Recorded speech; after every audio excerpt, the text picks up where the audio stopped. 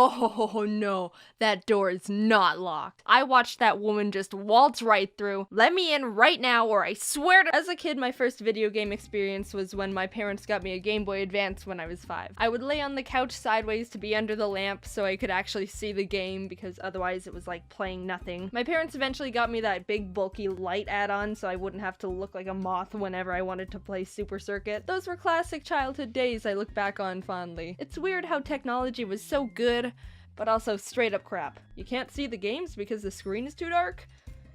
I don't know, here's a tiny light bulb. I played mainstream games like Pokemon and Mario and Kirby, but my parents also got me really random games they probably just found in the clearance bin at the store, which made for a mix of some interesting gaming experiences. And I kinda wanted to relive the glory days and see if the games actually were like I remember. So I replayed a bunch of them, and here's what happened. First game, Powerpuff Girls Battle Hymn for the Game Boy Color. I didn't have a Game Boy Color, so I got to play it on my Game Boy Advance SP with half the cartridge sticking out. I also don't remember being able to get past the first stage and just replay the first screen all the time. Granted, as a kid, I loved the feeling of starting a new game and would always restart a Pokemon file because I liked the clean slate feeling. So I was like, maybe I never got too far because of similar reasoning.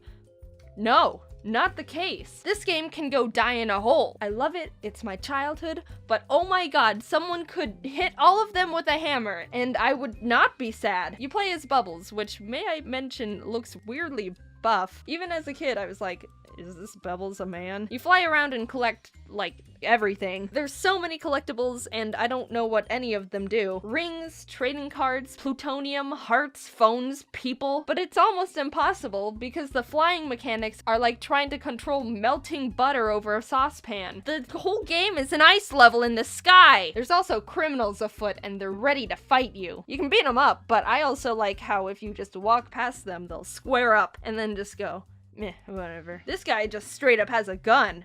Alright, who gave the nerd a gun? Ow, ow, stop, ow, stop! Also, what the heck is that? Is he hitting me? I don't think he's hitting me. I think he's just spinning angrily. Anyway, this game is bullcrap. The levels are huge and way too open for the screen size, so you get lost. Moving around is a nightmare. Things you need to do to progress are cryptic as heck. The first level, you've got to find a key after rescuing Miss Bellum. Where's the key? Under a secret cave that's almost invisible and hard to get to. That's not level 1 material. Oh, why wouldn't you want to explore the area and find it on your own? Because the controls are garbage, and I'm honestly just trying to survive. I stopped playing after getting halfway through the second area because it's all way too difficult to figure out without a guide. I watched this guy stream the game to see if I was just being an idiot with video games, and he wasn't having much different of an experience, so I felt better about myself after that. Next game, SpongeBob Battle for Bikini Bottom. As a kid, I remember really liking this game, probably because SpongeBob was my favorite TV show, so I was excited to revisit it.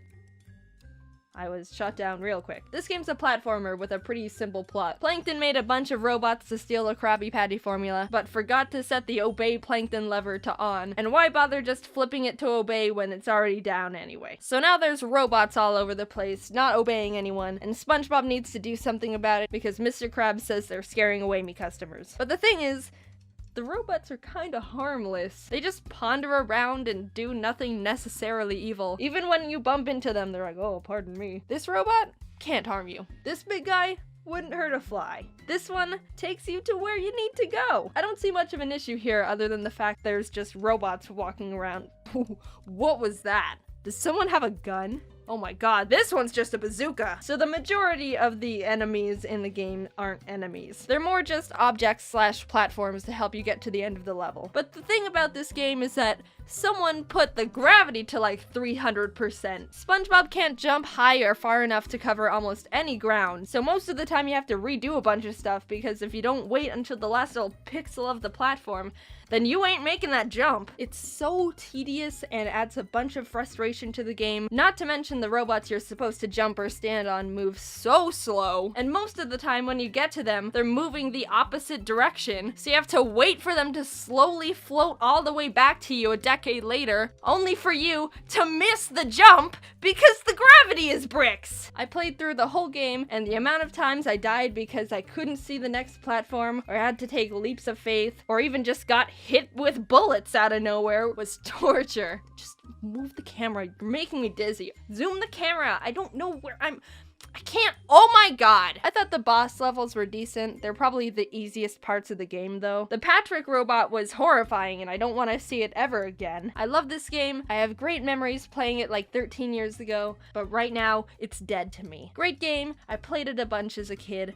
It can burn in a ditch. Moving on to Barbie groovy games. I know it sounds weird. Jaden, why did you have a Barbie game? Were you super girly as a kid? No, I wasn't. My parents just gave it to me and I played it because what else was I gonna do?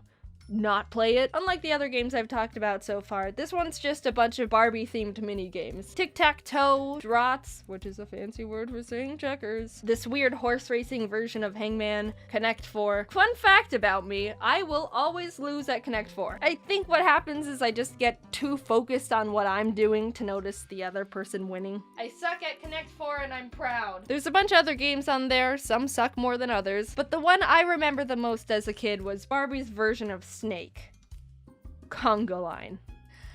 I'm not joking. They took Snake and were like, but what if instead of a snake eating apples, it's a bunch of Barbies dancing in a conga line, and they can like pick up Barbies along the way to make a longer line. I love this game. It's stupid and hilarious, and I can't get enough of it. Look at those moves. They are having the time of their life in this bedroom, I think. Also, when you miss one of the girls, it becomes a weird, like, cult dance. Imagine that scenario right there in real life. That's terrifying, and I want it to be real. So the Barbie game was pretty fun. I lost at most of the other games against Teresa, but we don't need to talk about that. It's one of those pick up and put down wherever you want kind of games, and I understand why I liked it as a kid. Finally, we've gotten to the last game. This one's a bit different because it's a plug and play game. I had a couple of these as a kid. The SpongeBob plug and play and the Nicktoons plug and play, and also the Disney one, but I didn't like that one as much. The Nicktoons plug and play was my favorite as a kid, so I wanted to replay that one. There's a Fairly Odd Parents game that's kind of just Pac-Man, Jimmy Neutron game with ladders and aliens, it's alright. A SpongeBob board game thing you can play with friends, but the games that I wanted to talk about are the Rocket Power one and the other SpongeBob game. There's two, and this is the better one. I loved the Rocket Power one, and would mainly play the plug and play just for this game specifically. It's basically a top-down scroll game where you avoid obstacles, go through flags, and grab collectibles for points. But that wasn't my favorite aspect of the game. I liked this part. You get points from jumping and literally demolishing other skateboarders. My 7-year-old self would go out of my way every level to destroy as many other children as possible. I didn't care how much it slowed down my time. That was not my objective here. Overall, 10 out of 10 game, entertained me for years. The objective of the SpongeBob game was to shoot Krabby Patties into the mouths of everyone in town and grab the money they toss on the ground. I mean, it's not conventional, but I guess there's nothing particularly wrong with that business exchange. Everyone just wants a Krabby Patty, so as long as you don't run out of patties, you can kind of just shoot them at whoever. Oh geez, sorry about that, man. I didn't. Alright, besides that guy, you can just shoot them at. Oh no! Is that kid dead?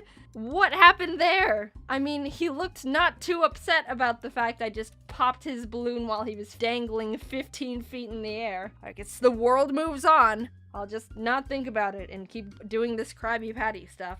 Alright, cool. It didn't hinder me at all in the end. It was for the greater good. Another 10 out of 10 game. That was my nostalgic trip down weird video game lane. It was surprisingly fun and also not fun to revisit these old games. Opening them up again and seeing the graphics and hearing the music gave me immediate flashbacks to when I played them 15 plus years ago. But also trying to actually beat them made me want to never play them ever again and kind of tainted the illusion they were good and fun games. Looking at you, Powerpuff Girls and Battle for Bikini Bottom. Did I have fun? Yes. Kinda. Alright, I actually think I had more frustrated hours than fun hours. But did I have at least a little fun? Yes. The ratio doesn't matter that much. Should you do this? I don't care.